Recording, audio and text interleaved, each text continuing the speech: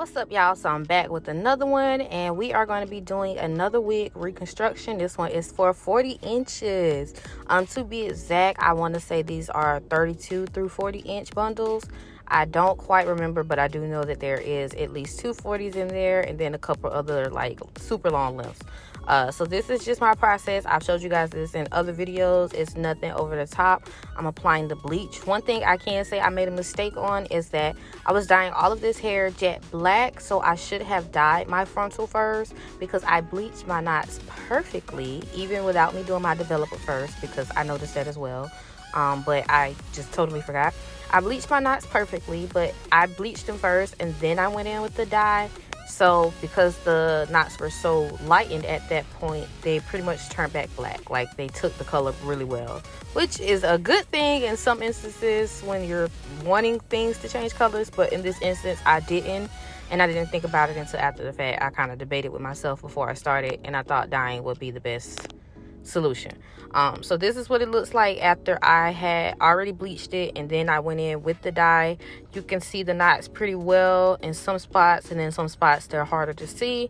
There's nothing that I'm going to go back in and change about that. I'm just going to cover them with makeup because I'm not going to mess up the integrity of the frontal. But otherwise, the frontal is very cute. It's giving, and you can see my wax spray is on there, because whenever you're dyeing something, you want to make sure you're putting your got to be.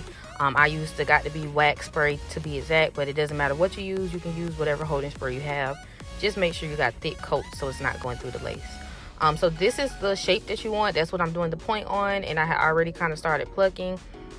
But you want to do a M shape when you're doing a frontal. You don't want it to lay flat while it's on the mannequin head, because you have to remember that you're going to cut the cap and you want it to lay flat on your head. So you want it to go all the way around the back part. And that part, you want it to be more of a U, like a big U, half moon or whatever. But the front part, you want it to be M shaped. And I'm just showing you guys my stitching. I mean, if I do say so myself, I stitched the hell out of this wig. Can I even say hell on YouTube? Whatever. Anyways, I did my thing on when it was applying it. But I will say that I had to go back in and take it off the first time I did this, because as I was showing you guys the M shape, I didn't have my back in the correct way. So it was M shaped in the front, but it was uneven in the back. But we got it together and it looks great. So this is just a couple clips of me sewing on the tracks, and I'm just showing you that, like, it doesn't have to be extremely straight as far as how you're laying it, but to have a great foundation on your wigs, you want to make sure you're kind of going in the same line, if that makes sense. Like, it doesn't have to be a straight line, but we don't want to go diagonal. You don't want to be sewing going down. You're going to need more hair if you end up doing that. So try to kind of stay on the same wavelength, or say same area, I guess you would say.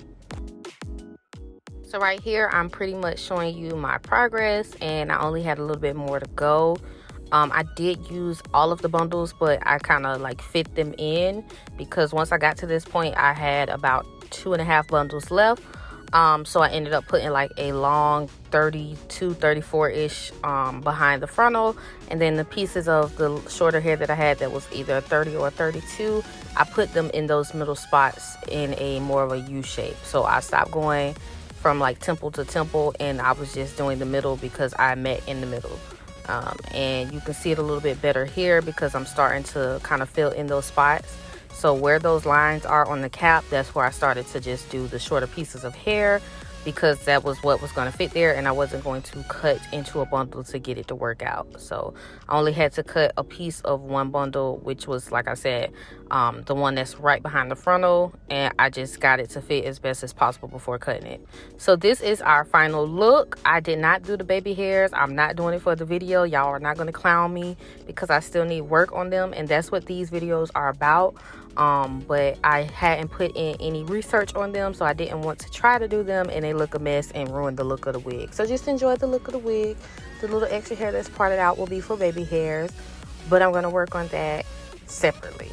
And then you guys know that once the end is going to show, I'm going to show you what I look like wearing the hair. And I also have a little bit of what the back of it looks like. I promise it's not super thin. The ends are a little bit thinner, but everything else is giving body, and you will not be able to see through it because I don't play like that.